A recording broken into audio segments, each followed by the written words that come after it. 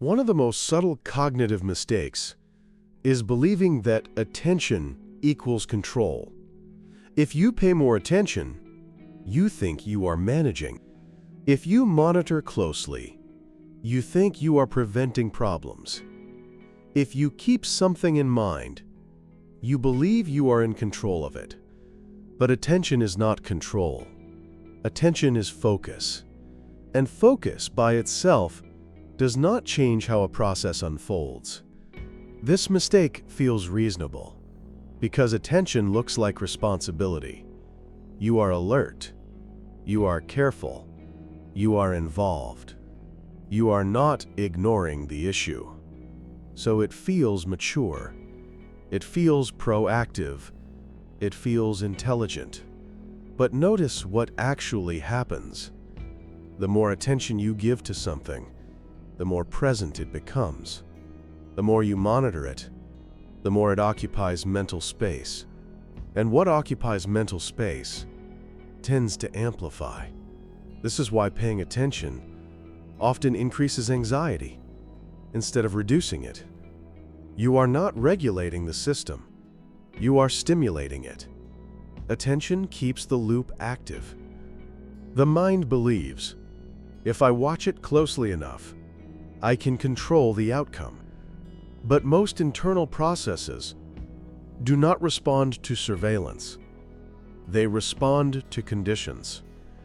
Emotion does not calm down because you watch it. Thought does not resolve because you analyze it repeatedly.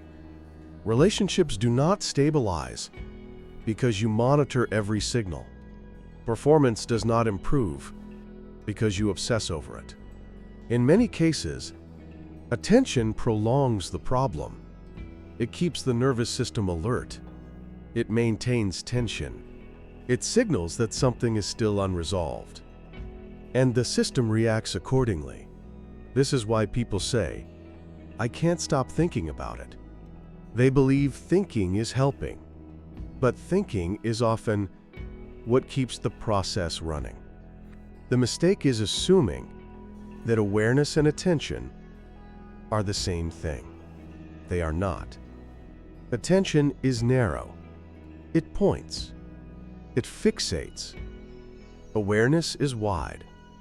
It allows. It includes. When attention dominates, everything becomes effort. You try to manage feelings. You try to manage thoughts. You try to manage outcomes. And management creates pressure. Because now there is something that must be controlled. And anything that must be controlled feels unstable. So attention increases. Monitoring intensifies. The loop tightens. And control moves further away. This confusion between attention and control is reinforced by modern culture. You are told to stay alert, to stay informed, to stay on top of things. More data, more tracking, more monitoring. It sounds responsible, but the mind interprets this as constant vigilance. And vigilance is not stability. Vigilance keeps the system activated.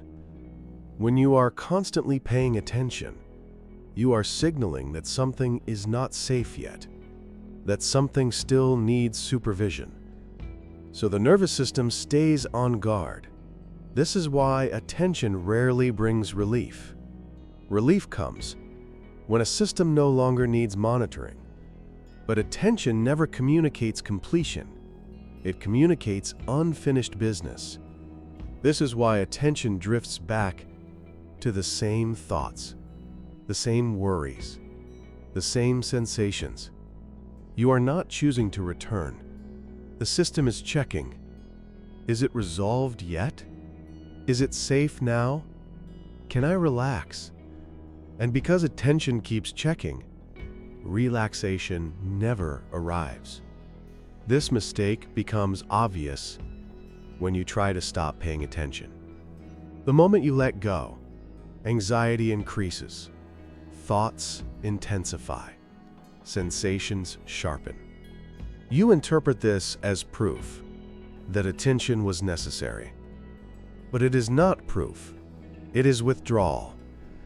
Like removing pressure from a compressed system.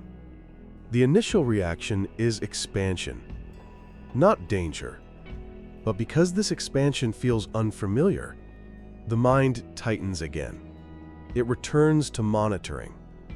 This creates the illusion that attention is holding everything together. In reality, attention is preventing release. This is why the instruction to just pay attention often backfires. It increases load. It increases effort. It increases self-monitoring. And self-monitoring is one of the fastest ways to destabilize inner processes, especially emotional ones. The system does not need supervision. It needs the right conditions to regulate itself. And those conditions are often interrupted by attention itself. This is why attention-based control is exhausting. It never ends. There is always something else to watch, something else to adjust, something else to think through. Because attention does not resolve, it maintains.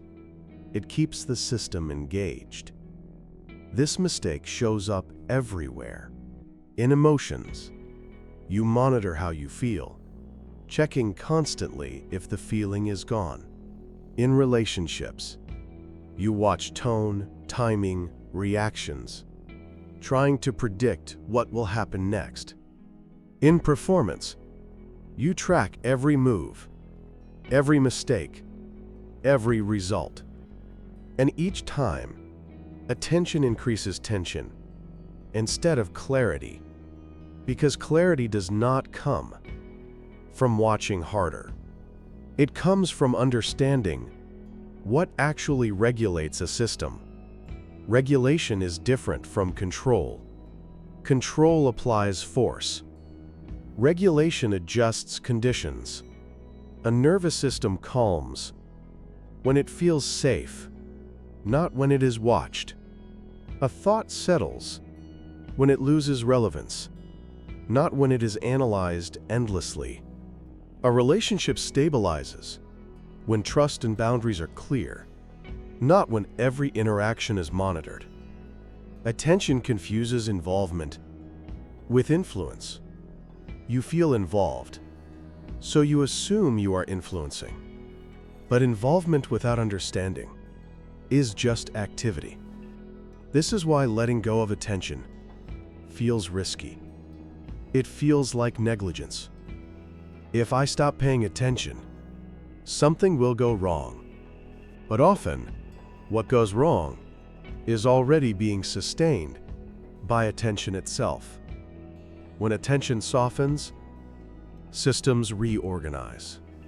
Not instantly, not magically, but naturally. Because pressure decreases, because tension drops, because the signal of danger fades. This does not mean ignoring reality. It means recognizing that not everything improves under scrutiny. Some things stabilize when they are allowed to complete their own process. The mistake was never caring too little. It was believing that caring more meant controlling more. Once you see that, attention relaxes. And when attention relaxes, control is no longer needed. Not because everything is perfect, but because the system is finally allowed to regulate itself. This is not passivity. It is precision, knowing where attention helps and where it interferes. That distinction is where real control begins. This is inner cognition.